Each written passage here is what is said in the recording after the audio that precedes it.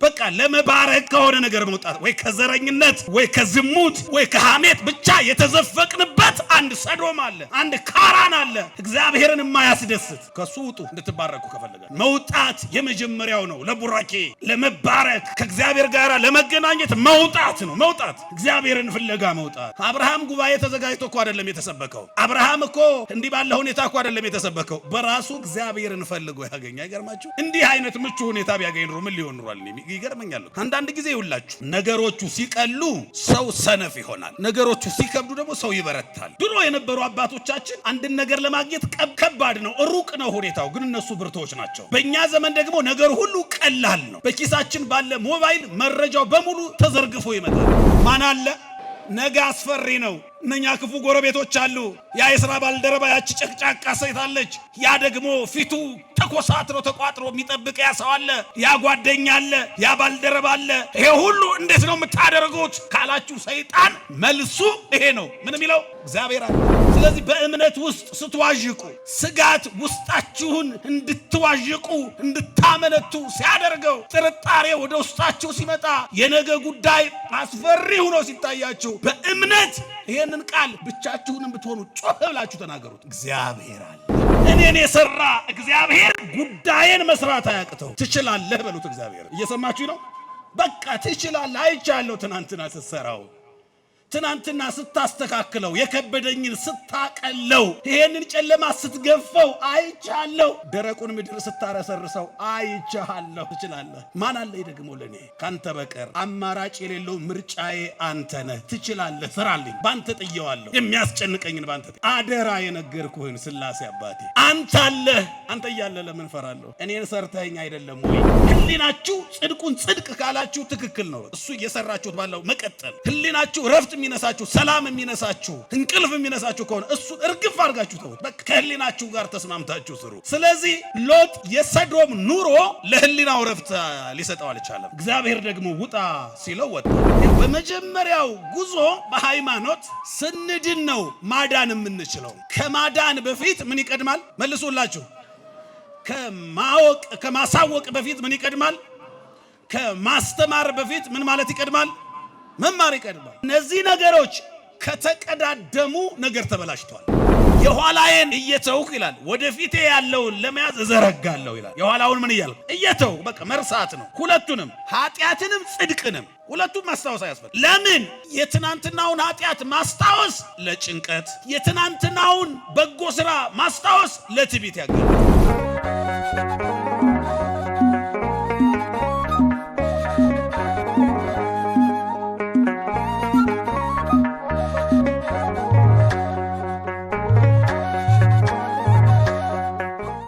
የሎጥን ሚስት አስቧት። የሉቃስ ወንጌል ምዕራፍ 17 ቁጥር 32 እግዚአብሔር ቢረዳን የምንማማርበት የትምህርታችን ርዕስ ነው። ከኔ ቀጥሎ ቃሉን በመናገር በቃሉ አንደበታችሁን አስባርኩት። የሎጥን ሚስት በሉ ሁላችሁ። የሎጥን ሚስት አስቧት። የሉቃስ ወንጌል ወንዶቹ ምዕራፍ ስንት አልኳችሁ? ሴቶቹ ቁጥር በጣም ጥሩ። የሉቃስ ወንጌል ምዕራፍ 17 ቁጥር 32 ላይ የሚገኝ ቃል ነው። ይህንን ርዕስ ስናነሳ በምክንያት ነው። ትናንትና አንድ የእግዚአብሔርን እንግዳ ብቻ ሳይሆን ራሱን እግዚአብሔርን የተቀበለ ያስተናገደ አንድ ደግ ሰው፣ የእግዚአብሔር ወዳጅ የተባለ በምድርም በሰማይም በሁለቱም ዓለም ነፍሱ የከበረች አንድ ቅዱስ አባት አክብረናል። ታሪኩንም ትናንትና ተማምረናል። ማን ነው እሱ? በአንድ ላይ ጥሩት። አብርሃም የብዙዎች አባት ነው። ዛሬ ይህንን ርዕስ ስናነሳ ከትናንትናው ሐሳብ ጋር ያልተራራቀ የቤተሰብ ትምህርት ነው የሚሆነው። አብርሃምና ሎጥ ቤተሰቦች ናቸው።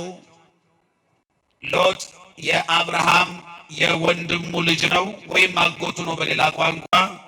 ስለዚህ ጉዳዩ ሲሰፋ ትናንትና አብርሃምን ተምረናል። ስለ አብርሃም በጎነት፣ ስለ አብርሃም መልካምነት፣ ስለ ፈተናው፣ ስለ በረከቱ፣ ስለ ስደቱ፣ ስለ ልጁ በልጁ ስለመባረኩ፣ ደግሞ ልጁን ለእግዚአብሔር መስዋዕት አድርጎ ስለማቅረቡ፣ እግዚአብሔር ከማይከብርበት ከካራን ውጣ ሲባል እሺ ማለቱ፣ በከነዓን በባዕድ ምድር ሄጄ ማን ይቀበለኛል፣ ማንን አገኛለሁ፣ ምን አገኛለሁ፣ ምን እጠቀማለሁ ብሎ ሂሳብ ሳይሰራ ወጥቶ እግዚአብሔር በባዕድ ሀገር እንዳከበረው ትናንትና ተምረናል። ዛሬ ደግሞ የምንማረው አብርሃም ከካራን ሲወጣ አብሮት የወጣ አንድ ሰው አለ። ማን ነው እሱ? ሎጥ ነው አብሮት የወጣ። የኦሪት ዘፍጥረትን መጽሐፍ ስናነብ በኦሪት ዘፍጥረት ምዕራፍ 12 ላይ ታሪኩን ስናነበው እንደዚህ ነው የሚለው። ቁጥር 4 ላይ አብርሃም እግዚአብሔር እንደነገረው ከካራን ወጥቶ ሄደ። በዚያን ጊዜ ዕድሜው 75 ዓመት ነበር።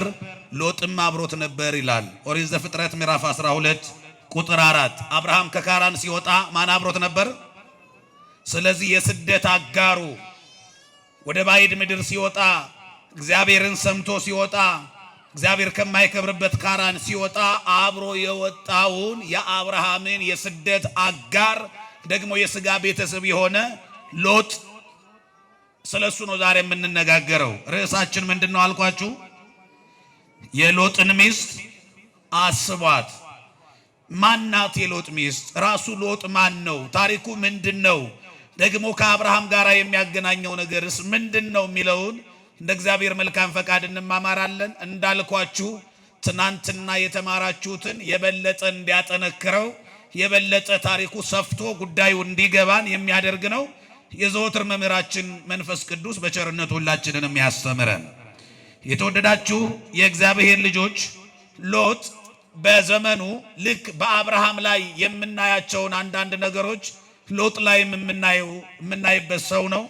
ምናልባት የሎጥ ታሪክ በሰፊው ተመዝግቦ የምናገኝበት ክፍል ኦሪት ዘፍጥረት ምዕራፍ 19 ነው። ሎጥ በዚህ ታሪክ ላይ መጽሐፍ ቅዱስ በደንብ ዘርዝሮታል። ስለ ማንነቱ እግዚአብሔር በማይከብርበት፣ እግዚአብሔር በማይመሰገንበት፣ ኃጢአተኞች በበዙበት በሰዶም ከተማ ይኖር የነበረ ሰው ነው ሎጥ። በየት ይኖር የነበረ ነው? በመጽሐፍ ቅዱስ እግዚአብሔር ካጠፋቸው፣ እግዚአብሔር ከቀጣቸው 4 ከተሞች አንዷ ሰዶም ናት። እግዚአብሔር ከተማችንን ከጥፋት ይሰውርልን። እንዳልነበረች የሆነች በእሳት የወደመች የተቃጠለች ከተማ ናት ሰዶም። በሰዶም ለመጀመሪያ ጊዜ የተጀመረው ያ የዝሙት ኃጢአት እስከ ዛሬ ድረስ አላበቃ ብሎ ዓለምን እየፈተነ ያለ እጅግ ክፉ በሽታ ነው። ወንድ ከወንድ ጋራ፣ ሴትም ከሴት ጋራ ጋብቻ የሚፈጽምባት ከተማ ናት። ሰዶም በዚህ የምትታወቅ ናት። እስከ ዛሬ ድረስ ስሙ ሲጠራ የሚዘገንን ኃጢአት ግብረ ሰዶም ማለት የሰዶም ስራ ማለት ነው። ለመጀመሪያ ጊዜ ይህ ነውር፣ ይህ ዘግናኝ ኃጢአት የተፈጸመባት ከተማ ናት ሰዶም። እግዚአብሔር ያችን ከተማ ሊያጠፋ በወደደ ጊዜ በዚያች ከተማ ያገኘ ማንን ብቻ ነው? ሎጥን ነው። በኃጢአት በቆሸሸችው ከተማ ሕዝቡ ሁሉ አመፀኛ ሆኖ አንድ ሎጥ ተገኘ። እግዚአብሔር ይውላችሁ በከተማዋ ውስጥ ከአብርሃም ጋር እርግጠኛ ነኝ ወይ ትናንትና ተማምራችሁት ይሆናል። አብርሃም ከተማዋን አጠፋለሁ ሲል አብርሃም በእግዚአብሔር ፊት ቆመ። በእግዚአብሔር ፊት የቆመው ለምንድነው? 50 ጻድቅ ምናልባት በከተማዋ ቢኖሩ ስለ 50ዋ ጻድቅ ብለ ከተማዋን አትምራትም ወይ? ከተማዋን ልታጠፋት ነው ወይ? 50ዎቹ ቅዱሳንስ ባንተ ፊት ንጹሃን ሆነው እንዴት ይጠፋሉ? እባክህ ስለ 50ዎቹ ቅዱሳን ብለ ከተማዋን ምን በላት? ማራት አለ። እግዚአብሔር መለሰ። ስላሴ ቃል ሰጠ። ምን ብሎ?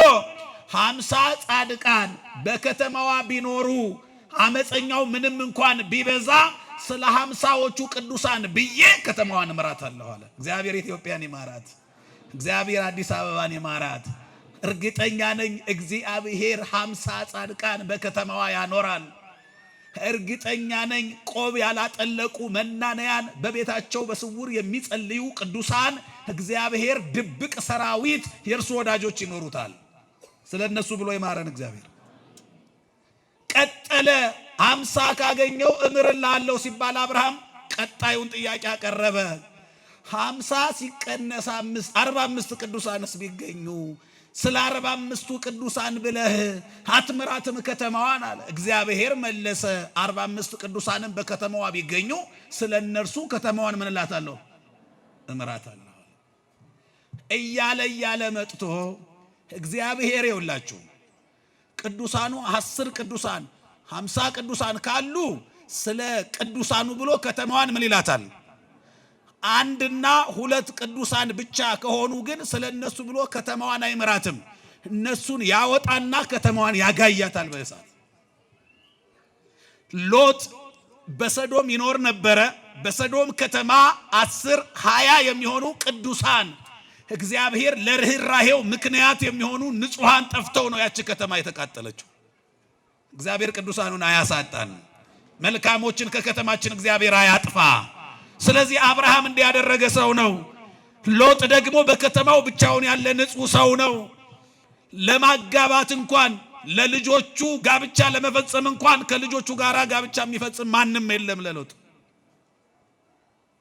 በኋላ ታሪኩን እንመለከተዋለን። እንዲህ ባለ ሁኔታ ውስጥ መኖር አስቡት ለስነ ልቡና ምን ያህል ከባድ እንደሆነ። በከተማዋ ውስጥ በአመለካከትም በእምነትም በምንም የማይመስል ሁሉም ሰው ሌላ ሆኖ ብቻችሁን እናንተ በከተማ መኖር ምን ያህል ሊከብድ እንደሚችል ሃይማኖት የሚያስከፍለውንም ዋጋ እስከ የት ድረስ እንደሆነ ተመልከቱ። በሌላ ዓለም እንደመኖር ነው። ሎጥ ይሄንንም ሆኖ ዛሬም ንጹህ ነው። በኃጢአተኛዋ በአመፀኛዋ ከተማ የእግዚአብሔር ስም በማይጠራባት ከተማ ሎጥ አሁንም ብቻውን በንጽህና ይቀጥላል። ይኸውላችሁ ክርስትና በእጅ ብልጫ የምንወስነው አይደለም። ስራ ርኩሰት አንድን ተግባር የምናከናውነው የሃይማኖት ጉዳይ ሲሆን በሃይማኖት መስመር በእጅ ብልጫ አይደለም። ብዙሃኑ በሄዱበት መንገድ አይደለም የምንሄደው፣ እውነት በሆነበት መንገድ ብቻ ነው። እውነት ከሆነ 99% በሐሰት ቢሄድ ብቻችንንም ቢሆን በእውነት መንገድ መሄድ ነው እምነት ማለት። ስለዚህ ሎጥ ብቻውን ጉዞውን ቀጠለ። ስለዚህ እግዚአብሔር ያ ጊዜ ሲደርስ ከከተማዋ በምን አይነት መንገድ እንዴት መውጣት እንዳለበት ከዚች መላቀቅ እንዴት መላቀቅ እንዳለበት መመሪያው መጣ። በኦሪት ዘፍጥረት ምዕራፍ 19 ስታነቡ እግዚአብሔር በመላእክቱ እግዚአብሔር ሎጥ ሊገባው በሚችለው መንገድ ሊረዳው በሚችል መንገድ እግዚአብሔር ለሎጥ መልእክቱን አስተላለፈ። እየሰማችሁኝ ነው? 5 መመሪያዎች ለሎጥ ተላለፉ። ስንት መመሪያዎች? ይቺ ከተማ አትሆንህም፣ አንተና ከተማዋ ምኑም የማይገናኝ ያንተ ንጽህናና የከተማዋ ርኩሰት፣ ያንተ ቅንነትና የሰዎች ከእግዚአብሔር መራቅ ምኑም የማይገናኝ ሁኔታ ላይ ነው ያለው። ስለዚህ አለው ውጡ አለ። የመጀመሪያው ትእዛዝ ምን በሉ? ውጡ። ከዛስ ራስህን አድን፣ አትቁም፣ ወደ ኋላም አትይ፣ ሸሽተህ አምልጥ። እነዚህ መመሪያዎች ተላለፉ። ሎጥ ይሄንን ከሰማ በኋላ ሚስቱ አለች፣ ልጆቹ አሉ፣ 2 ሴት ልጆቹ። ከቤተሰቡ ጋር አንድ አይነት ህይወት ነው የሚኖረው። አንድ አይነት ውሳኔ ነው የሚወስኑት። እስካሁን አንድ አይነት አቋም፣ አንድ አይነት አመለካከት፣ አንድ አይነት ተግባር፣ አንድ አይነት እምነት ነው ያላቸው እስካሁን። አሁን ለቤተሰብ ሲወጣ መመሪያው ጉዞውን ሊጀምሩ ነው። እየሰማችሁኝ ነው? የማንን ሚስት አስቧት? አቤት አቤት! በቤት ውስጥ አለች። እስካሁን መልካም ናት። እስካሁን እንደ ሎጥ ናት። እስካሁን እግዚአብሔርን የምትሰማ ናት። እስካሁን ከከተማዋ ጋር ያልተባበረች ናት። ነገር ግን ካሁን በኋላ ልዩነት ሊፈጠር ነው። እግዚአብሔር ሊባርክ፣ እግዚአብሔር ከማይከብርበት ቦታ የመጀመሪያው ስራ ማውጣት ነው። እግዚአብሔር ሊባረክ ሲፈልግ ምን በሉ አለ? ምን በሉ እስቲ ውጡ በሉ። በቃ ይሄ ቃል በመጽሐፍ ቅዱስ ሰዎች ከመባረካቸው በፊት የሚተላለፍ መመሪያ ነው። ለመባረክ መውጣት የመጀመሪያው ተግባር ነው። ትናንትና አብርሃም ከመባረኩ አስቀድሞ የተላለፈለት መመሪያ ይሄ ነው። መጽሐፍም የጻፈው እንደዚህ ነው። ወፃ እምድረ ካራን ወወአ ብሔረ ከነዓን አለ። አብርሃም ከካራን ወጣ አለ። ከምን ወጣ? በቃ ሲወጣ ነው የሚባረከው። ወዴት ነው የሚሄደው? ማን ይቀበለኛል? ምን አገኛለሁ አይባልም። ውጡ ካለ መውጣት ነው። እግዚአብሔር ሲናገር ሌላ ክርክር፣ ሂሳብ መስራት፣ ጥቅሙና ጉዳቱን ማሰላሰል አያስፈልግም። እግዚአብሔር ወደሚጎዳ ነገር ስለማያወጣ ያመነ ሰው ሲያምን እርግጠኛ ሆኖ እግዚአብሔር አይጥለኝም ብሎ ነው መውጣት ያለበት። እስቲ በሉ እግዚአብሔር ምን አይልም? አይጥለኝም፣ ያወጣኛል። ከእናቴ ማህፀን አውጥቶ በሕይወት ያኖረኝ ከሀገር አውጥቶ በሰላም ያኖረኛል። ትናንትና አይቼዋለሁ። ትናንትናን ሲያሻግረኝ፣ ትናንትና ሲረዳኝ አይቼዋለሁ። አይተወኝም። ማን አለ? እባካችሁ ማን አለ? ይሄንን ንግግር ሁል ጊዜ በእምነት ተናገሩት። አንዴ ድገሙት። አሁንም ምን ነው ቀዘቀዛችሁ? ከፍ ከፍ ከልብ ጭምር አሁን ከእምነት ጋር ማን አለ? ነገ አስፈሪ ነው። እነኛ ክፉ ጎረቤቶች አሉ። ያ የሥራ ባልደረባ ያቺ ጨቅጫቃ ሴት አለች። ያ ደግሞ ፊቱ ተኮሳትሮ ተቋጥሮ የሚጠብቅ ያ ሰው አለ። ያ ጓደኛ አለ። ያ ባልደረባ አለ። ይሄ ሁሉ እንዴት ነው የምታደርጉት ካላችሁ ሰይጣን መልሱ ይሄ ነው። ምን የሚለው? እግዚአብሔር አለ። የሥራው ጉዳይ ነገ ሊከስር ይችላል። ነገ ከስልጣንም ልትወርድ ትችላለህ። ከስራም ልትባረር ትችላለህ። የምትበላውም ልታጣ ትችላለህ። ነገ እንዴት እንደምትሆኚ እንጃ፣ ነገ ከባድ ነው ካለ ሰይጣን መልሱ እግዚአብሔር አለ። ትናንትና ያኖረኝ ዛሬም የጠበቀኝ ለነገም እግዚአብሔር አለ። ይሄ እምነት ንግግር ነው። አብርሃምን እንዳይወጣ እግዚአብሔር በማይከብርበት ከተማ እንዲኖር ሰይጣን ወዴት ነው የምትሄደው? አሁን ምን ይባላል ሀገሩ? እዚያ ምን ትሰራለህ? ደግሞ ማን ይቀበልሃል? ማን አለ እዚያ ዘመድ ሊለው ይችላል። የአብርሃም መልሱ እግዚአብሔር አለ። በቃ የአማኝ መልሱ ሁልጊዜ ሰይጣን የሚያስፈራ ስጋት ወደ አይምሮ ሲያመጣበት እግዚአብሔር አለ። ይሄ ሁላችሁ በልባችን ውስጥ የሚፈጠረውን ማዕበል ጸጥ የሚያደርገው መልህቁ ነው ይሄ ቃል። ስለዚህ በእምነት ውስጥ ስትዋዥቁ ስጋት ውስጣችሁን እንድትዋዥቁ እንድታመነቱ ሲያደርገው፣ ጥርጣሬ ወደ ውስጣችሁ ሲመጣ፣ የነገ ጉዳይ አስፈሪ ሆኖ ሲታያችሁ በእምነት ይሄንን ቃል ብቻችሁንም ብትሆኑ ጮህ ብላችሁ ተናገሩት። እግዚአብሔር አለ። እግዚአብሔር አለ።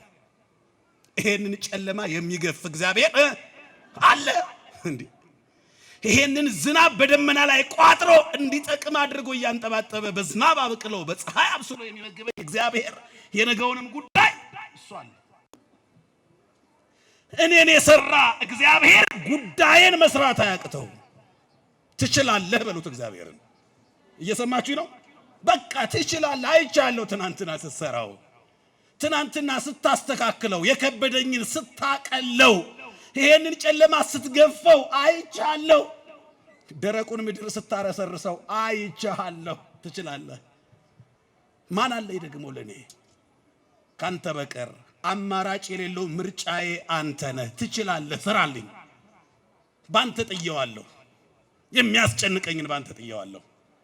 አደራ የነገርኩህን ስላሴ አባቴ አንተ አለ። አንተ እያለ ለምን ፈራለሁ? እኔን ሰርተኸኝ አይደለም ወይ? እኔን የሰራህ አንተ የኔን ጉዳይማ መስራት ትችላለህ። ይሄን በእምነት ተናገሩ። ይሄ ነው አማኝን የሚያኖረው ተስፋ። ይሄ ነው እግዚአብሔር አለ።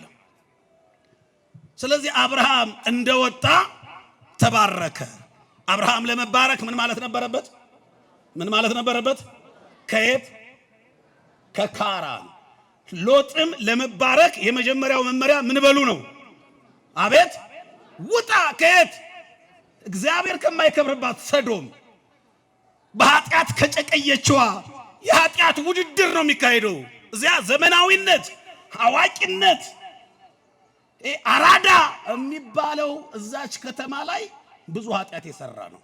ነውር የሆነውን ነገር አደባባይ ላይ የሚፈጽም ነው። እግዚአብሔር ያሳያችሁ። አገራችንም እንደዛ እየሆነች እኮ ነው። የሰው አራዳነት ዘመናዊነቱ የሚለካው በሚሰራው ነውር እየሆነ መጥቷል። እግዚአብሔር ከዚህ ይሰውረን። አሜን በሉ። ይሄንን ከማየት፣ ይሄንን ከመስማት፣ ይሄንን ከመተግበር እግዚአብሔር መልካም እረኛችን ይጠብቀን። ስለዚህ ውጣ የመጀመሪያው መመሪያ ነበር። አብርሃም ከካራን ወጥቶ ተባረከ። ሎጥ ከምን ወጣ? ታስታውሳላችሁ? ደቀ መዛሙርቱን ኢየሱስ ክርስቶስ ሲያርግ ባርኳቸው ነው ያረገው። ሲባርካቸው አውጥቶ ነው። አውጾሙ አፋአ እስከ ቢታንያ አንሰአ እዴሁ ወባረኮሙ ይላል። የሉቃስ ወንጌል ምዕራፍ 24 ስታነቡ እስከ ቢታንያ ድረስ ምን አላቸው? አወጣቸው በሉ እስኪ። እስከ ቢታንያ ድረስ ምን አላቸው? እጆቹንም አንስቶ ምን አላቸው? ባረካቸው። ይኸውላችሁ ለመባረክ መውጣት ያስፈልጋል። እኛ አሁን የኛ ካራን፣ የኛ ባቢሎን፣ የኛ ሰዶም አሉ እንድንወጣ ምን ታዘዝባቸው። በቃ ለመባረክ ከሆነ ነገር መውጣት፣ ወይ ከዘረኝነት፣ ወይ ከዝሙት፣ ወይ ከሐሜት ብቻ የተዘፈቅንበት አንድ ሰዶም አለ፣ አንድ ካራን አለ፣ እግዚአብሔርን የማያስደስት። ከሱ ውጡ እንድትባረኩ ከፈለጋችሁ። መውጣት የመጀመሪያው ነው። ለቡራኬ ለመባረክ ከእግዚአብሔር ጋር ለመገናኘት መውጣት ነው። መውጣት እግዚአብሔርን ፍለጋ መውጣት። አብርሃም ጉባኤ ተዘጋጅቶ እኮ አይደለም የተሰበከው። አብርሃም እኮ እንዲህ ባለ ሁኔታ እኮ አይደለም የተሰበከው። በራሱ እግዚአብሔርን ፈልጎ ያገኘ። አይገርማችሁ? እንዲህ አይነት ምቹ ሁኔታ ቢያገኝ ኑሮ ምን ሊሆን ኑሯል? ይገርመኛል እኮ አንዳንድ ጊዜ ይውላችሁ ነገሮቹ ሲቀሉ ሰው ሰነፍ ይሆናል። ነገሮቹ ሲከብዱ ደግሞ ሰው ይበረታል። ድሮ የነበሩ አባቶቻችን አንድን ነገር ለማግኘት ከባድ ነው፣ ሩቅ ነው ሁኔታው፣ ግን እነሱ ብርቶች ናቸው። በእኛ ዘመን ደግሞ ነገር ሁሉ ቀላል ነው። በኪሳችን ባለ ሞባይል መረጃው በሙሉ ተዘርግፎ ይመጣል። በተማረና ባልተማረ መካከል ወደፊት አሁን ልዩነት አይኖርም። ሁሉም ያብራራል። ምን አድርጎ? ጎግል አድርጎ ሰርች አድርጎ ያይና በቃ መምህር ያጫውታል። ሁሉም አዋቂ። ለምን? ይሄው አላ መምህሩ በኪሱ። ስለዚህ ድካሙ እየቀለለ ሲመጣ እኛ ደግሞ ሰነፍ እየሆነ መጣን። አብርሃምን እዩት፣ እግዚአብሔርን ፍለጋ ራሱ እየተመራመረ ትናንትና እንደተማራችሁት እሳቱን፣ ውሃውን፣ ፀሐዩን ሲያመልክ እነዚህ ሁሉ እንዳንዳንድ እርምጃ እንደመሰላል ወደ ላይ ወደ እግዚአብሔር ያደረሱት ናቸው። ጉባኤው የሆኑት እነዚህ ናቸው ማለት ነው። ስብከቶቹ እነዚህ ናቸው። እግዚአብሔር በፍጥረቱ ለፍጥረቱ ይታወቃል ተብሎ እንደተነገረው በዚህ በፍጥረቱ በኩል እግዚአብሔር ለፍጥረቱ ተገለጠ። የፀሐይ አምላክ ተነጋገረኝ አለ። ፀሐይ ምንድናት? ፍጥረቱ በሉ እንጂ አብርሃም ምኑ ነው? ስለዚህ እግዚአብሔር በፍጥረቱ ፀሐይ ለፍጥረቱ ለአብርሃም ተገለጠ። እየሰማችሁ ነው? እግዚአብሔር በፍጥረቱ ለፍጥረቱ በእነሱ በኩል መቅረቢያ፣ በእነሱ በኩል መገለጫ፣ በእነሱ በኩል ማወቂያ መውጫ መንገድ ሆኑት፣ መሰላል ሆኑት። እግዚአብሔር ጋር ደረሰ እየተማረ። ስለዚህ መሪዎቹ አብርሃም አሁን ኢንተርቪው ቢደረግ ቢጠየቅ ቃለ መጠይቅ ማን አስተማረህ ቢባል የመጀመሪያውን ዙር ትምህርት ከእሳት፣ ሁለተኛውን ትምህርት ከነፋስ፣ ሶስተኛውን ትምህርት ከፀሐይ፣ የመጨረሻውን ትምህርት ከእግዚአብሔር አገኘሁት ነው የሚለው አይደለም ይሆነ? አዎ መምህራኖቹን ይዋቸው። እኛ ደግሞ ስንት ከመምህራን ተማርጦ ከአገልጋይ ተመርጦ እሳት የሚተፉ ሰባኪያን ይሰብኩናል። እኛ እያደርን እንደነዝዛለን። እኛ እያደርን አሁንም ኃጢአት በኃጢአት ላይ እንጨምራለን። ስብከቱ ዝማሬው የሚዘመረው እኮ እግዚአብሔር ትናንትና በድለነው ይቅር ብሎናል። ስለዚህ የታገሰን አምላክ ነገ ስለ ትናንትና በደላችን እንድንክሰው ነው እግዚአብሔርን። እየሰማችሁን አይደል? ስለ ትናንትና በደላችን ነገ ምንድነው እንድንክሰው ነው። እግዚአብሔር የካሳ ጊዜ ይጠብቃል።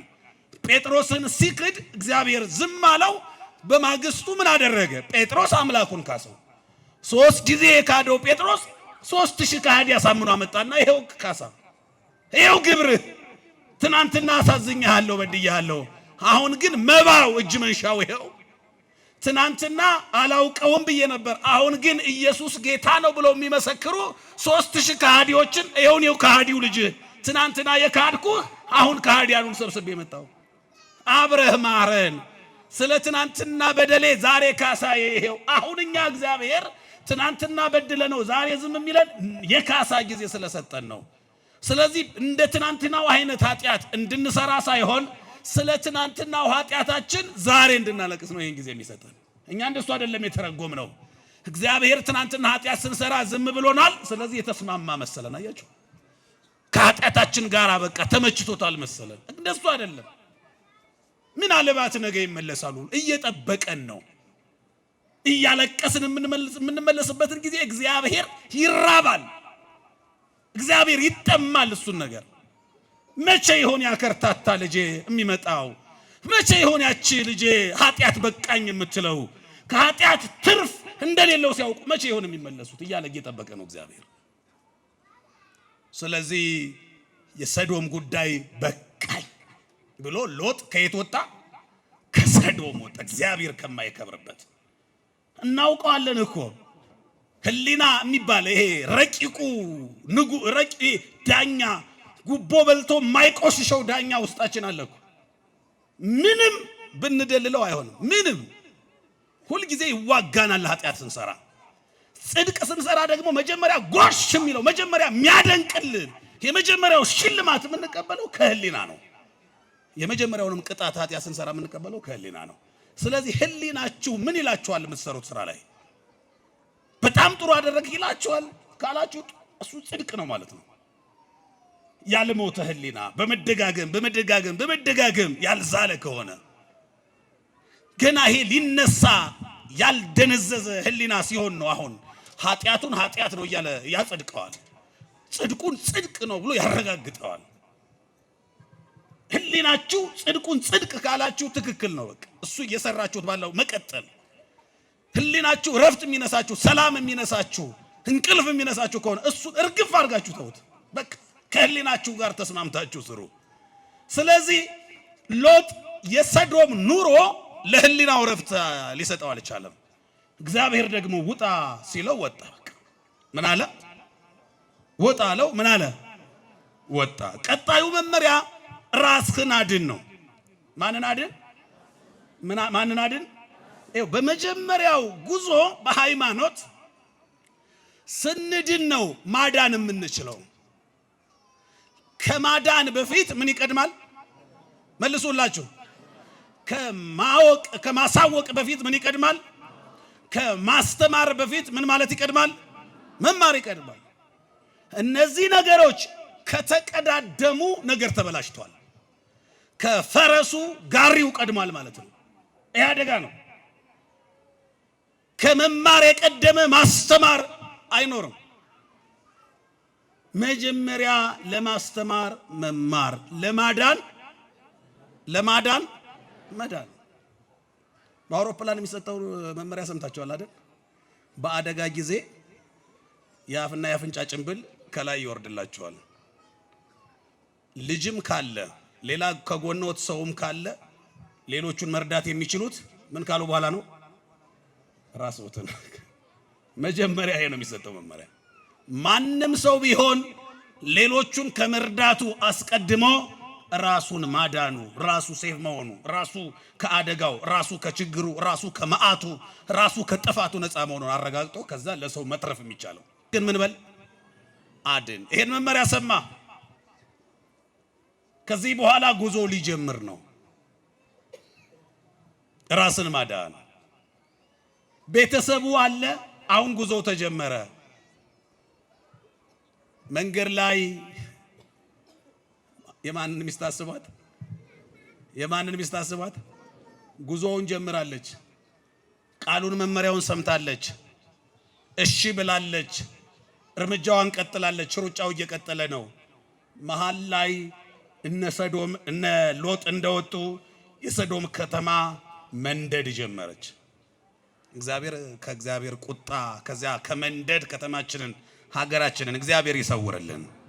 በዚህን ጊዜ አስቡ፣ ምንም ቢሆን የኖሩበትን ከተማ ትቶ መውጣት ምን ያህል ከባድ እንደሆነ። በተለይ በዚህ ዘመን ደግሞ ችግር የለውም ለማስረዳት። ብዙ ሰዎች ትዝ ይላቸዋል። አሁን በአንዳንድ ምክንያቶች በኮሪደር በምን ከሆነ ሰፈር ወጥተው የሆነ ቦታ ሲሄዱ በቤት መቀየርም ሊሆን ይችላል እስከሚለመድ ድረስ የኖሩበት ተወልደው ያደጉበት ሰፈር ትዝ ይላል። ከነ ክፋቱም ከነ ኃጢአቱም ቢሆን እንደውም ለትዝታ ከመልካም ይልቅ የኃጢአት ትዝታ ከባድ ነው፣ በጣም ከባድ ነው። ልጆቹ እስኪፈተኑ ድረስ በኋላ እናያቸዋለን። እንዴት አትዩ። ደግሞ በእኛ በባህሪያችን እንደምታውቁት የተከለከለ ነገር እንወዳለን። ቀጣዩ መመሪያ የመጀመሪያው ውጡ አይደለም። ቀጣዩ ምንድነው? ራስን አድን። ሶስተኛው ወደ ኋላ ዙረህ እንዳታይ ነው። ወደ ኋላ ዙረህ እንዳታይ። አራተኛው እንዳትቆም። አምስተኛው ሸሽተህ አምልጥ የሚሉ መመሪያዎች ነው ያሉት። ስለዚህ ጉዞው ቀጥሏል። ሶስተኛው መመሪያ ወደ ኋላ ምን እንዳታይ ነው። ይኸውላችሁ ወደ ኋላ ማየት ማለት የግድ አንገት መቆልመም ወደ ኋላ መመለሱ ብቻ አይደለም። ትዝታ ምንድነው? ትናንትናን ወደ ኋላ ማየት፣ ያለፈን ጊዜ ማየት ነው አይደለም? ትዝታ ራሱ ወደ ኋላ ማየት ነው። የሎጥ ሚስት ስጋዋ ነው ከሰዶም የወጣው እንጂ ልቧ ሰዶም ውስጥ የቀረ ሴት ነች። ያ ይደረግ የነበረው በሰዶም ከተማ የጭፈራው ቅላጼ አሁንም ጆሮዋ ላይ ነው። በእግዚአብሔር ቃል አልተሟሸም፣ አልተሰረዘም ገና። ይኸውላችሁ አንዳንድ ጊዜ ጠዋት የሰማችሁት መዝሙር ከሆነ ቀኑ ሙሉ ስትለፈልፉት ትውላላችሁ አይደል? ያቃጭላል። ዝም ብሎ አፋችሁ ላይ አይጠፋም፣ ይንቀዋለላል። ጠዋት በእድሜዋ ገና በትናንትና የሰማችሁ ዛሬም ላይ ትዝታ ነው። እሱን ማድረግ ማለት ወደ ኋላ ማየት ነው። በክርስትና ሃይማኖት ይኸውላችሁ፣ በክርስትና ጽድቅንም ይሁን ኃጢአትን ወደ ኋላ ተመልሶ ማስታወስ አያስፈልግም። ቅዱስ ጳውሎስ እንደዚህ ይላል በፊልጵስዩስ 3:12 ላይ የኋላዬን እየተውኩ ይላል ወደፊቴ ያለውን ለመያዝ እዘረጋለሁ ይላል። የኋላውን ምን እያልኩ እየተው በቃ መርሳት ነው። ሁለቱንም ኃጢአትንም ጽድቅንም ሁለቱም ማስታወስ አያስፈልግም። ለምን? የትናንትናውን ኃጢአት ማስታወስ ለጭንቀት፣ የትናንትናውን በጎ ስራ ማስታወስ ለትዕቢት ያጋለጣል። ሁለቱም አብቅቷል፣ ያለፈዋል። እንደ ክረምት ጎርፍ አልፏል። ትናንትና የሐምሌ ሥላሴ ዕለት 150 ብር ለነዳያን መጽውቻለሁ አይባልም። እሱ አይቆጠርም። ይሄ አይደመርም። ሪፖርት አይቀርብም። ይሄ የፈሪሳዊነት ጠባይ ነው። በቃ የትናንትናው እንጀራህን በምን ላይ ጣለው? በውሃ ላይ እኮ ነው። በቃ ሄዷል። በሰማይ ነው እሱ። ሌላ ዘጋቢ ያለው እሱ አይመዘገብም። እሱ በእኛ ሪፖርት ሊቀርብ አይገባውም። የትናንትና ጽድቅም የትናንትና ኃጢአትም አልፏል። ንስሐ ገባንበት። እግዚአብሔርም ሰይጣን እንኳን ረስቶታል። ክፉ ጓደኞቻችን ብቻ ነው እሱን የሚያስታውሱት። ሰይጣን ራሱ ቢጠየቅ ይሄንን አሁን እኩይ ፍልስጣ የሚባል ሰይጣን አለ። ኃጢአት ብቻ የሚመዘግብ ስራው ማለት ነው። እና ልክ ስንሰራው ይመዘግባል፣ ንስሐ ስንገባበት ተወራርዷል፣ በቃ ይሰርዘዋል። በዚህ አይከስም ሰይጣን ራሱ። ጓደኞቻችን ናቸው የማይሰርዙት ይሄን ችግሩ። ከሰይጣን የከፉ ሆነውብን ነው ማለት ነው። ሰይጣንን የሚያስንቅ ሰው ማለት አሁን ይሄ ነው። ሰይጣን ይረሳል። ንስሐ የገባችሁበትን ኃጢአት ከነ ትዝ እንደ እኛ ራሳችን አንዳንድ ጊዜ ይውላችሁ ንስሐ ገብተንበት አልወጣልን ይላል። እየሰማችሁ ነው። እግዚአብሔር የሚምረን በ49 ስግደት በ160 በ64 ስግደት ይመስል እሱ እኮ እንደው ሰበብ ሆኖ እንጂ እንዴት ነው ሰው ገሎ ሰው በስግደት እንዴት ይሆናል? ምህረቱ ሲጨመርበት ነው የሚያድነኝ። በመውደቅ በመነሳት ብቻ አይደለም ብሎ ምህረቱን መጨመር የተሰጠን ቀኖና ላይ እና ስጋዊነታችን ሲፈትነን የተሰጠን ቀኖና አላረካን ይልና ተመልሰን እንጨነቅ። አትጨነቁ። እሱ ላይ ንስሐ የገባችሁበት ጉዳይ ከሆነ ብቻ መጀመሪያውኑ ትክክለኛውን አሁን እኛ እንደዛ ምን ጨነቀው ለምን እንደሆነ ታውቃላችሁ? ትክክለኛውን ኃጢአት አይደለም የምንናገረው። ትክክለኛውን ኃጢአት አይደለም የምንናገረው። ጫፍ ጫፉን ነክተን እንተዋለን። ጥሩ ኃጢአት አይደለም እኮ አሁን ኑዛዜ የሚቀርበው። ቡና ወቅጫለሁ፣ በሰንበት ውሃ ቀድቻለሁ እኮ ነው ኃጢአት። አረ ምን እንዴ ሌላ ስንት አለ አይደል እንዴ? ለገመለ ትውህጡ ወለጻጹ ተነጽፉ ይላል ወንጌል። ገመሉን እያዋጥ ትንኙን ነው የምንናገረው። ሰውየው እንዳደረገው ማለት ነው። አባ ቀኖና ይስጡኝ ይላል። ምን በደለ ነው ምን ኃጢአት ሰርተ ነው ሲሉ ገመድ ሰርቄያለሁ አለ። ቀለል አደረጉና በገመድ ልክ የሚሆን በቃ እንዲያታደር መከሩት። ምን አሉ? ሄደ። ጭንቀቱ አለቀቀው። ከዛስ ተመልሶ መጣ። አሁንም ንስሐ በሳምንቱ እንዴ እሺ ምንድነው? አሁንም ገመድ ነው። እሺ አሁንም ከዚህ በኋላ ደግማ አትበደላሉት። ሶስተኛ ሲመጣ በቃ ምንጩን መፈለግ ጀመሩ። አባ ይሄ ገመድ እንዴት ነው ነገሩ? ገመድ ብቻ ነው ወይ ሲሉት፣ ኧረ ጫፉ ላይማ በሬ አለ። ዙሪያ ጥምጥሙን ይሄዳል። ማረፍ የሚችለው አሁን ነው በሬውን ሲናገር። እኛ ግመሉን አንናገር፣ በሬውን አንናገር፣ ገመዱን ነው የምንናገረው። ስለዚህ ለማረፍ ይኸው በንስሐችሁ እንድታርፉ። የሚያሳፍረው በነገራችን ላይ በንስሐ ጊዜ አይደለም። ሰው ማፈር ያለበት ንስሐ ሲገባ ሳይሆን ኃጢአቱን ሲሰራ ነው። እኛ ገልብጠን ነው የምናፍረው። የሚያሳፍረው ላይ አናፍርም፣ የማያሳፍረው ላይ እናፍራለን። ንስሐ ስንገባማ እየነጻ እንዴት ሰው እየነጻ እንዴት ያፍራል? ወደ መላእክት ማህበር እየገባ እንዴት ያፍራል?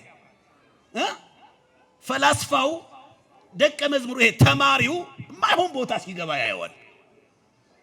ከዚያ ሊያስተምረው ፈለገና እዛ ነውር ቦታ ሲገባ ያየውን ተማሪ ሄዶ በር ላይ ቆመ። ተማሪው ከዚያ ነውር ከሚሰራበት ቤት ሲወጣ በሩ ላይ ማን ቆሟል? መምህሩ። እንዴት ወጣለሁ እሱ እያየኝ ብሎ ተመልሶ ሊገባ ማለት ነው። ና ውጣ። እዚህ ቤት ሲወጣ አይደለም የሚታፈረው። ምን ሲባል ነው? ሲገባ ነው የሚታፈረው። ውጣ። ስትወጣማ እየተገላገልከው እኮ ነው፣ እየተላቀቅህ እኮ ነው፣ እየነጻህ እኮ ነው። ከኃጢአት አንድ እርምጃ በተራመድን ቁጥር ከኃጢአት አንድ እርምጃ ርቀናል ማለት እኮ ነው። በነገራችን ላይ እዚህ ጋር እግዚአብሔር አለ፣ በዚህ ጋር ዲያብሎስ አለ። ወደ ዲያብሎስ አንድ እርምጃ በሄድን ቁጥር ከእግዚአብሔር አንድ እርምጃ እየራቅን ነው። ወደ እግዚአብሔር አንድ እርምጃ በሄድን ቁጥር ደግሞ ከዲያብሎስ አንድ እርምጃ እየራቅን ነው። ጉዟችን መሃል ላይ ነው ያለ ነው። ወደ ማን ነው የምንዞረው? ወዴት ነው የምንራመደው ነው? አሁን እርምጃችን ወደ አንዱ ስንሄድ አንደኛውን እየራቅን ነው የምንመጣው። ይሄው እዛ ጋር ያለ ሞንታርቦ አለ፣ እዚህ ጋር ያለ ሞንታርቦ እኩል ነው። ወደዚህ አንድ እርምጃ ከተራመድኩ ይሄኛውን አንድ እርምጃ ርቃለሁ። ርቀቱ አንድ እርምጃ ይጨምራል ማለት ነው። ስለዚህ እኛ የሚያሳፍረው ላይ አናፍርም፣ የሚያኮራው ላይ እናፍራለን። ሰው ንስሐ ሲገባ አሁን ማፈር አለበት እንዴ? መልአክ እየመሰለ በሱ ስም በሰማይ በስሙ ቅዳሴ እየተቀደሰ እኮ ነው። በአንድ ኃጢአተኛ ንስሐ መግባት በሰማይ መላእክት ዘንድ ምን ይሆናል? ደስታ። አንድ ኃጢአተኛ የአዳም ልጅ በኃጢአት የቆሸሸ ከዲያብሎስ ጋር ሰማንያውን ያሰረ ያንን የኃጢአት ቃል ኪዳኑን ቀዶ እኛን መስሎ ሊኖር ወስኖ መጥቷል። ደስ ይበላችሁ ተብሎ በሰማይ መላእክት በስማችን ማህሌት ይቆማል። መላእክት ስለኛ ሐሴት ያደርጋሉ። ይሄን እንዴት ሰው ያፍራል? ሚካኤል በሱ ስም እየተደሰተ እንዴት እሱ ያፍራል? ይሄንማ ዲያብሎስ ይፈር እንጂ፣ ይሄንማ ትናንትና የጣለን ይፈር እንጂ ጠላት ነው። አሁን እኛ ስንነሳ እኮ የሚያፍረው ጠላት ነው። እንዴት ከጠላት ጋር አብረን እናፍራለን?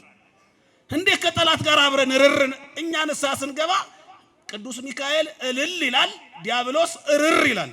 እኛ ከማን ጋር ነው መሆን ያለብን? ከሚካኤል ጋር እልል ማለት ነው፣ ከዲያብሎስ ጋር እርር ማለት ነው የሚገባው? ከሚካኤል ጋር ነው እንጂ እልል ማለት ለምንድን ነው? ከሰይጣን ጋር እርር ማለት ደግሞ በሉ እልል በሉ። አሁንም እግዚአብሔር ይመስገን በማያቋርጥ ይኸውላችሁ፣ እናንተ አሁን ታቋርጡታላችሁ። እነሱ እንዘ ያርፉ ይሰብሑ ሳያርፉ ያመሰግኑታል ስለኛ። ያቺች ንጽሕት የትናንትና በደሏ የተተወላት ይሄ መልካም ሰው ይሄ ቀና ልጅ በደሉ የተከደነለት እግዚአብሔር የንስሐ ዕድሜ የጨመረለት መጥቷልኛል ሊመስል ደስ ይበላችሁ ተብሎ አዋጅ ታውጆ በስማችን የደስታ ድግስ ይደገሳል። ይሄን ያብሮ ነው እንጂ ለዚህ ምክንያት ያረከኝ ጌታዬ ክበር ማለት የምን መሸማቀቅ ነው? በንስሐ በውድቀት ነው ማዘን። ስለዚህ ለመመለስ አትበሉ። አሁን መውጣት ተጀመረ። ጉዞው እርምጃው ቀጠለ። መዳረሻው ግን እኩል ሊሆን አልቻለም። መጀመሪያው ብቻ ሆነ። የማንን ሚስት አስባት? የሎጥን ሚስት። እግዚአብሔርን ሰምታ ጉዞዋን ጀምራ መዳረሻዋ ዓላማዋ ግቡ ጋር ሳትደርስ የቀረች፣ በመዝሙር ጀምራ በጭፈራ የጨረሰች፣ በምስጋና ጀምራ በማጉረምረም የጨረሰች፣ ወጥታ የማይጎበኝ ሐውልት ሆና የቀረች፣ የእስራኤል አምላክ ባላወቀው ፈርዶ ሀገሬ ሰዶምን ሀገሬ ገሞራን አደረጋት ባዶ ብላ ዘወር ስትል እንዲህ እንደተቆለመመች ቀረች። ባሏ አለ፣ ልጆቹ አሉ። ምንን አድን ተብሏል? ቅድም ምንን አድን? በሃይማኖት ይወላችሁ ቅድም እንዳልኳችሁ ነው። አንዱ ሲገነጠል አብሮ በእጅ ብልጫ መወሰን የለም። ራስን ብቻ እስከሚቀሩ ድረስ አብሮ መቀጠል ነው ብቻ። የትዳር አጋር እንኳን ቢሆን በሃይማኖት ከሆነ በነገራችን ላይ ይወላችሁ ከሚስት ጋር ራሱ የሃይማኖት ጉዳይ ከሆነ መፍታት እንጂ አብሮ መካድ አይፈቀድም። የምንፋታባቸው 6 ምክንያቶች አሉ። ሚዜ አልባ ሙሽሮች የሚለው መጽሐፌ ላይ ጽፌዋለሁ። አንዱ የሃይማኖት ጉዳይ ነው። እግዚአብሔርን የማያምኑ ሰዎችን ማግባት የሰይጣን አማች መሆን ነው። በቃ አለቀ። የሰይጣን አማች። ይህች ሴት አሁን አበቃ፣ ተቆርጣለች ከእምነቱ። እግዚአብሔር ያላትን ትታለች። አትዙሪ፣ ውጪ፣ የታቀደልሽ ዓላማ ጋር ሂጂ። ወጣች፣ ጀመረችው፣ መሃል ላይ ቀረች። በእውነት መንገድ ላይ ከመቅረት እግዚአብሔር ይሰውረን፣ እግዚአብሔር ይሰውረን። የብዙዎቻችን ስጋት ይሄ ነው። ጀምረናል፣ በቃ እዚህ ደርሰናል ኦሬዲ። ከነጉድለቱም ቢሆን ይሄ ሁሉ ሰው ጉዞውን የጀመረ ነው። በክርስትና ደግሞ ጡረታ አይወጣም። በሃይማኖት ጡረታ አይወጣም። እስከ ዛሬ ድረስ ይሄንን ጽድቅ ሰራው፣ 3 ቤተክርስቲያን አስገነባው፣ እስካሁን የሰራውት ይበቃኛል ተብሎ ወደ ሌላ ይሄዳል። እስከ መጨረሻው ህቅታ ነው። እስከ ሞት ድረስ ምን ያልከውን የታመንከውን እስከሚደክም አይደለም፣ እስከ ሞት ነው ክርስትና። የሆነ በጎ ስራ እስከሚሰራ አይደለም። እንዲያውም በጽድቃችን መመካት ከጀመርን ያኔ ውድቀት ጀመረናል። በዚህ በማህሌተ ጽጌ ሊቃውንት የሚያዜሙ ጻድቅ እስጢፋ ዘይት ሚካህ በጻማ ገርሉ ብሎ የሚያነሱት አለ። ጻድቅ እስጢፋ የሚባል 40 ዓመት ሙሉ የመነነ ጻድቅ፣ በቃ እግዚአብሔርን እስከ ማየት እስከ ማናገር የደረሰ ማለት ነው። አንድ ቀን ወንበዴው ኃጢአት ሰርቶ መጨረሻ ላይ እግዚአብሔር ምህረቱ በስቶለት ገነት ሲገባ ያያል። በቃ ገነት የወንበዴዎች መናኸሪያ ሆነች ብሎ በመልካም ስራው ተመካና ይሄ ሰውማ በአንድ ቀን ጸሎቱ በአንድ ቀን መልካም ስራው ገነት ከገባ እኔ 40 ዓመት ማጽደቅ እንደውም ገነት ሲያንሰኝ ነው፣ ሌላ ቪአይፒ ያስፈልገኛል አይነት ነገር አለ ማለት። ከወንበዴው ይልቅ ይሄ ሰው ጽድቁን አጣ። በቃ በመልካም ስራችሁ መመካት ያቆማችሁ ቀን ያን ቀን ሙታችኋል።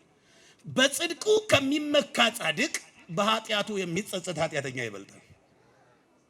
እየሰማችሁ ነው? በጽድቁ መጽሐፍ ላይ እንዴት እኮ ከሞተ አንበሳ ያልሞተ ውሻ ይሻላል አይደል የሚለው? አዎ እድል ያለው ማለት ነው። እድል ያለው ስለ እድሉ አለ። አሁን የሚጸጸት ኃጢያተኛ እድሉ አለው ማለት ነው።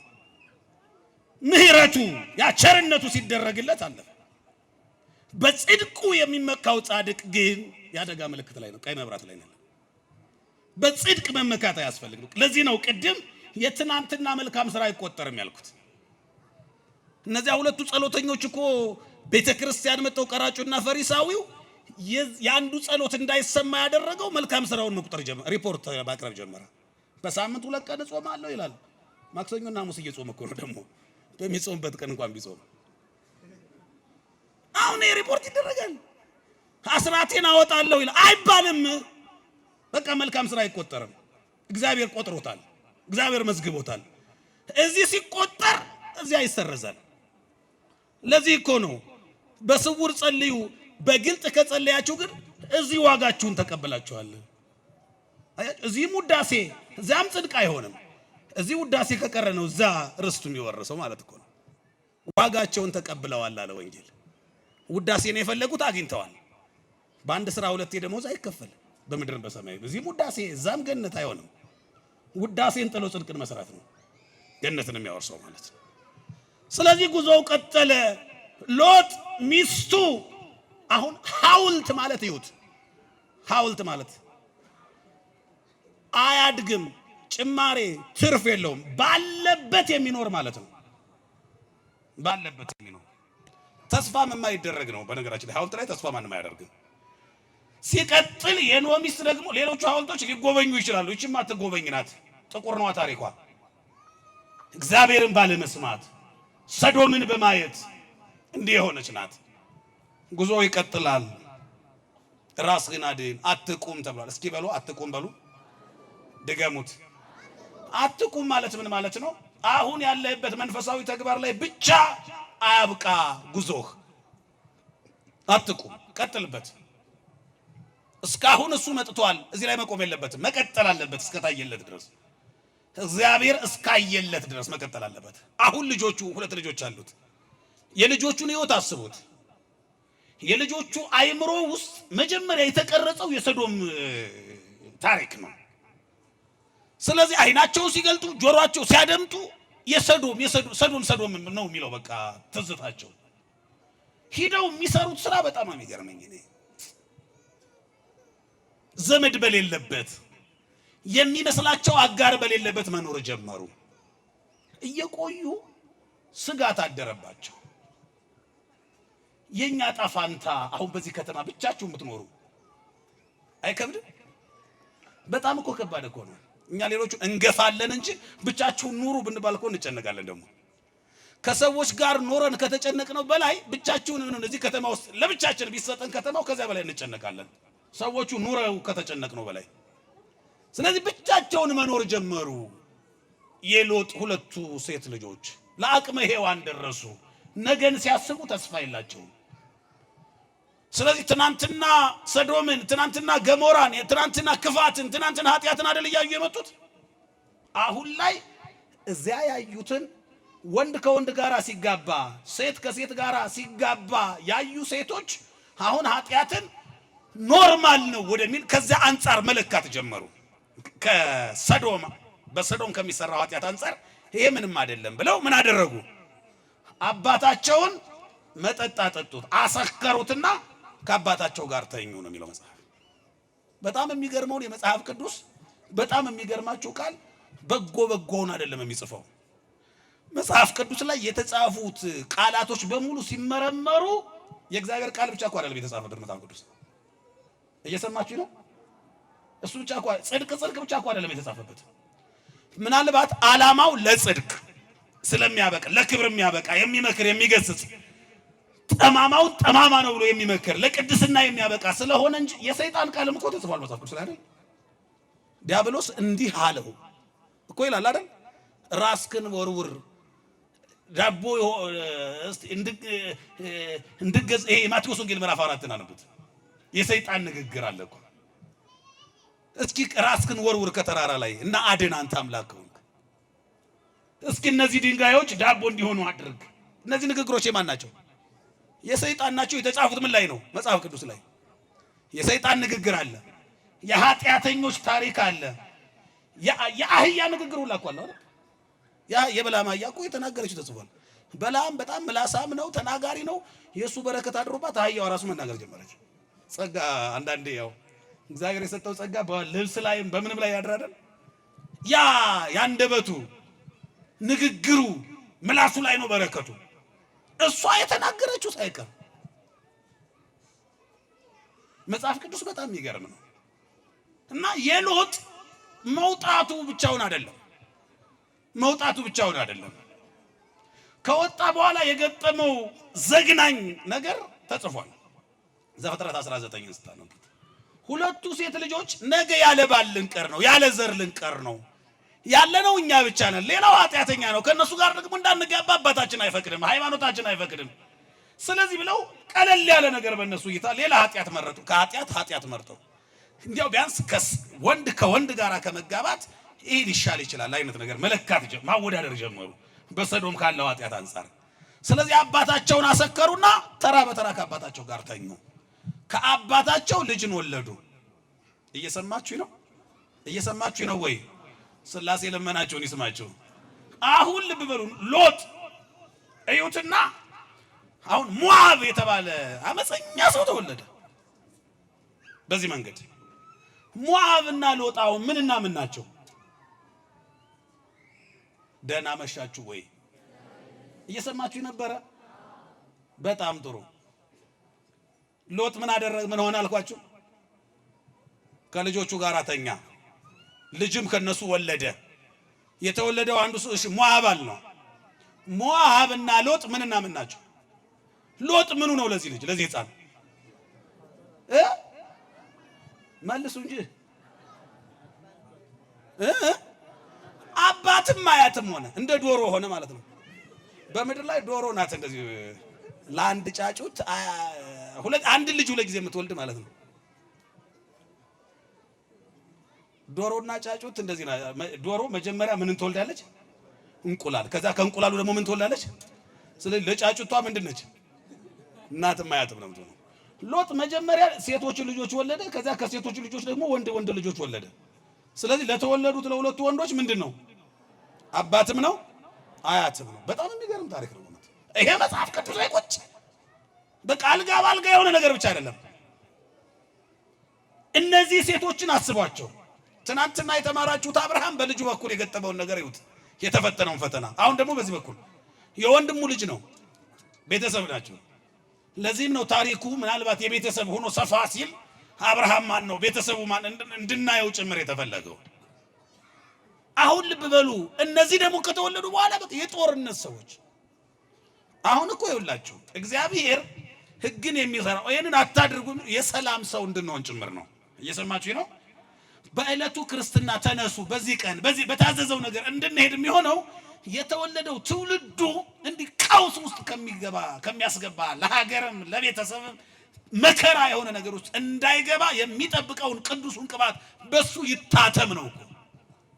በቃ አንዱ ሲጎድል እንደዚህ አይነት ነገር ያመጣል። ስለዚህ እነዚህ ልጆች ትዝታቸው ሰዶም ገሞራ ነው። በዚያ ካለው ኃጢአት ደግሞ ይሄ ቀለል ይላል ኖርማል ነው ወደሚል አመጡት ማለት ነው። ባዩት ልክ ካዩት አንፃር። ስለዚህ ልጆችን ስናሳድግ የሚያዩትና የሚሰሙት ነገር ወሳኝነት አለው። ልጆቻችሁ ላይ መስራት እናንተ ካለፋችሁ በኋላ ያለችዋን ቤተክርስቲያን ማገልገያ መንገዱ ነው። ማገልገያ መንገዱ ነው። መምህራን ከሞቱ በኋላ የሚያገለግሉት በሚያስተምሩት ትምህርት ህፃናት ላይ በሚሰሩት ስራ ነው። እነሱ ሲያልፉ የነሱ ትምህርት የነሱ መልእክት በህፃናቱ በኩል ቀጣዩን ቤተክርስቲያን ያገለግላል። ስለዚህ ልጆቻችሁን ማገልገል የነገዋን ቤተክርስቲያን የነገዋን ኢትዮጵያ ማገልገል ነው። እነሱ ላይ ስሩ አደራ። አሁን ወላጅ እንደ ወላጅ አይኖርም፣ ልጅም እንደ ልጅ እየኖር አይደለም። ከየት ያምጣው አራያነቱ? ወላጅ ይምሳል። ሴትዮዋ ልጇን በስርዓት አላሳደገችም፣ እሷም ስርዓት የላትም እና ልጇ አጭር ቀሚስ ለብሳ አይነች ትምህርት ቤት። ያ የዛሬና ያርገውና ያኔ ወላጅ አምጡ ይባላል። ከስርዓት ወጣ ያለ ህፃን ልጅ ትምህርት ቤት ሲገኝ አትማሪም ወላጅ ሳታመጭ ተብሎ ለወላጅ ይነገራል ስተቷ። ከዛ በወላጅ በኩል መስተካከል ያለበት ይስተካከላል። ወላጅ ካላመጣሽ አትማሪም ተብላ ወላጅ እንድታመጣ ስትላክ ህፃኗ ሄዳ እናቷን ይዛ መጣች። እቺ ደግሞ ጭራሽ የባሰባት ናት። ማስቲካዋን እንደ ድንኳን እየነፋች እያረገች ቀብረር ብላ ከህፃኗ ልጅ እጥፍ ያጠረ ቀሚስ ለብሳ መጣች። በጣም ያጠረ ወላጅ አመጣች ትባል ህፃኗ አዎ ማናት ይቹት እናት ይዝል አንቺ ራስሽ ወላጅ አምጪ ተባለች እናቷ ራሱ። አሁን ወላጆች ራሱ ወላጅ ማምጣት አለበት። ወላጅ እንደ ወላጅ እየኖረ አይደለም። ቤት ውስጥ መምህር ወላጅ አይሸትም። እንደውም ልጆች የሚገስጹት አንቺ እኮ ችግር አለብሽ ይላል ልጁ አባቱን እናቱን። እንዴት ነው ነገሩ? ቆይ ስለዚህ እግዚአብሔር ልጆች እንዲህ አይነት ቀውስ ቤታችን ውስጥ እንዳይከሰት ከተፈለገ ልጆቻችን ላይ መስራት የነገዋ ቤተክርስቲያን ሰላም እንድታገኝ የነገዋ ኢትዮጵያ ሰላም እንድታገኝ ከተፈለገ ዛሬ ህፃናቱ ላይ ሰላማዊ ነገር መዝራት ያስፈልጋል። ዛሬ የዘራነውን ነገ እናጭዳለን። ትናንትና የዘራነው ነው ዛሬ እያጨድን ያለነው። አሁንም ቢረፍድም አልመሸም። ወላጆች አይደላችሁ እንዴ የሚያስፈልጋቸውን የምታሟሉት? በስጋዊው ነገር ልብስ፣ ጫማ፣ እስክርቢቶ፣ ደብተር የምትገዙት ለስጋዊ ነገራቸው እንዳሰባችሁ ለመንፈሳዊው ነገር እንዴት አላሳሰባችሁ? ምን ነው አንድ ግማሽ ጎናቸውን ብቻ ግማሽ ማንነታቸውን ብቻ እንዴት አገለገላችሁ? ሙሉ አገልግሎት ሙሉ በረከት እንዲኖራቸው ሙሉ መልካምነት እንዲኖራቸው አድርጓቸው። ምን ያደርጋል? በስጋቸው አምረው ነፍሳቸው ከቀጨጨች ነፍሳቸው ከተጎዳች። ስለዚህ በሁለቱም በኩል ጎልማሶች እንዲሆኑ ይሄንን ክረምት ለበጎ ነገር መጠቀም።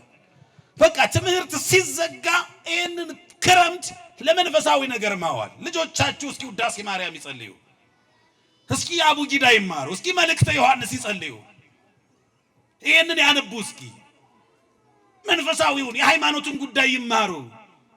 እስካሁን ድረስ ሰበብ ስላለ ምክንያት ስላለ ነው። ትምህርት ያኛው አለ፣ ይሄኛውን ደግሞ ሲማሩ ይደክማሉ። ሁለቱን አብረው እንዳያስቀጥሉ ጫና ይበዛባቸዋል። ያኛው አሁን አበቃ፣ አሁን ይከፋፈልና እስኪ ደግሞ ክረምቷን አባታችን ሆይን በግዕዝ እስኪ ጸልዩ። ሰላም ለኪ እስኪ ነገ ፈተና ከመግባታቸው በፊት እንዲጸልዩት፣ ነገ ስብሰባ ከመምራታቸው በፊት ስልጣኑ ሲመጣ ከስብሰባው በፊት ሰላም ለኪ እንዲጸልዩ፣ እንደነ ዳዊት እንደነ ሰሎሞን እግዚአብሔር የሚከብርበትን ስራ ሀገርን ወደ ከፍታ የሚያመጣ ስራ እንዲሰሩ ፓርላማውን በጸሎት እንዲከፍቱት እስኪ ለዛ አዘጋጁ።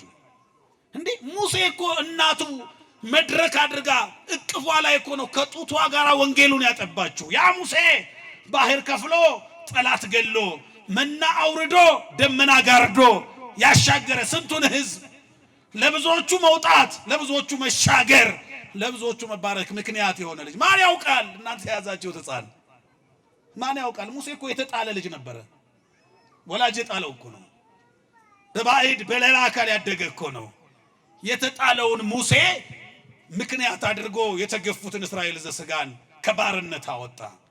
ዛሬ የያዛችኋቸው እነኛ እቅፎች እቅፋችሁ ላይ ያሉ ሕፃናት እንደ ቀላል እንዳታዩዋቸው። ይኸውላችሁ በእግዚአብሔር አይን ማየት ያስፈልጋል።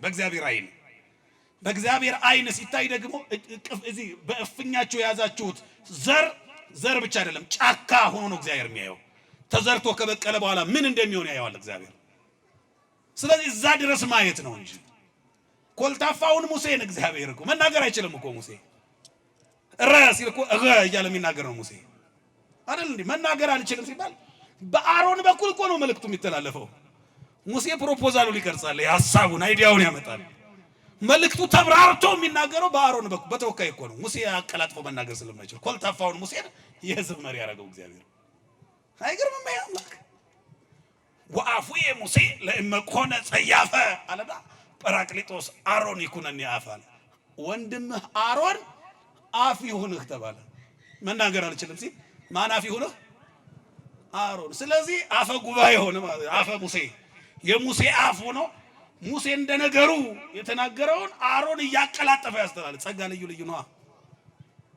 ስለዚህ እጃችሁ ላይ ያሉ ሕፃናት ምን ሊሆኑ እንደሚችሉ አይታወቅም። የሎጥ ልጆች ትናንትና ያዩትን አሁን ተገበሩ። አያችሁት? ስለዚህ ሎጥ በዚህ መንገድ መጣ። የሆነ ሆኖ ምን ልላችሁ ፈልጌ ነው ሐሳቡን ስትረዱት ሎጥ ትናንትና ከነበረበት ታሪክ ወጥቷል። መሀል ላይ መውደቅ መነሳቱ ይኖራል። ክርስቲያን ማለት የማያጠፋ እኮ ማለት አይደለም፣ የማይጠፋ ማለት ነው። የማይወድቅ ማለት አይደለም፣ ወድቆ የማይቀር ማለት ነው።